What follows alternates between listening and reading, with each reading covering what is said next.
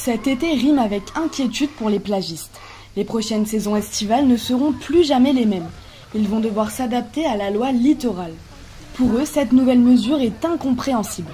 Démonter et retirer leurs infrastructures à chaque fin de saison, ou encore rétrécir leurs quelques mètres carrés de sable, c'est ce que prévoit la loi littorale. À Golfe-Juan, les plagistes ne sont pas très nombreux. Daniel Demory y tient une plage, Passoa Beach. La loi littorale interdit d'avoir du béton sur le domaine public maritime. C'est pour ça qu'ils vont nous obliger à démolir nos établissements qui, en partie, ont été construits par la commune, en partie par nous au fil des années pour les besoins de l'exploitation. Par la suite, les concessions ne seront plus que de 12 ans, ce qui est relativement court pour amortir du matériel. Parce que là, il faudra tout refaire à zéro, même avec du démontable, qu'il faudra démonter. C'est très très compliqué. Il y a un problème de stockage, un problème de manutention, un problème de maintenance. Et c'est beaucoup de travail. Donc je ne sais pas si sur 12 ans c'est intéressant, quoi. Moi, mes employés saisonniers que j'ai depuis plusieurs années, ils se préparent à essayer de revenir. Sinon, il faudrait qu'ils fassent des formations ou qu'ils se recyclent dans notre activité.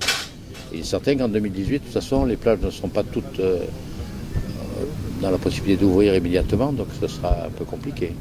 Il va y avoir beaucoup de pertes d'emploi pendant au moins une saison.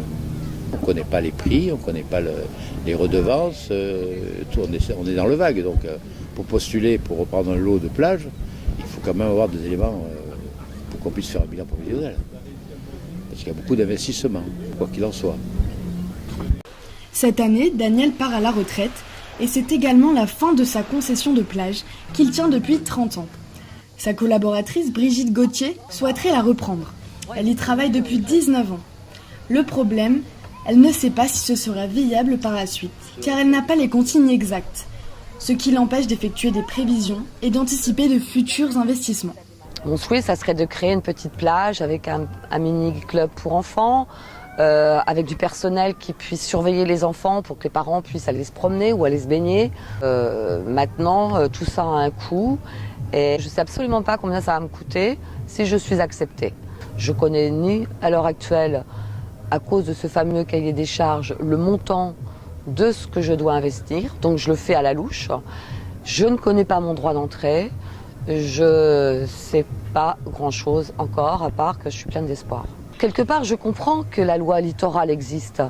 Parce qu'on a donné, il y a des gens qui ont profité, qui ont construit, qui ont fait tout et n'importe quoi.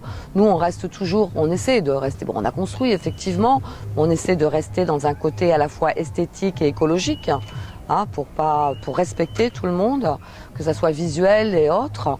Et tandis que c'est vrai que quand je regarde certaines plages autour de moi, je comprends que les gens s'énervent.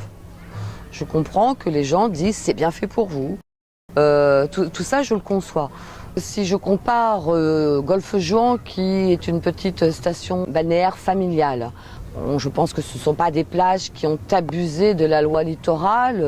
Ils n'ont pas abusé non plus sur le fait de privatiser plus qu'il n'en fallait au niveau de ce qu'on leur accordait, ce qui n'est pas forcément toujours le cas chez nos voisins.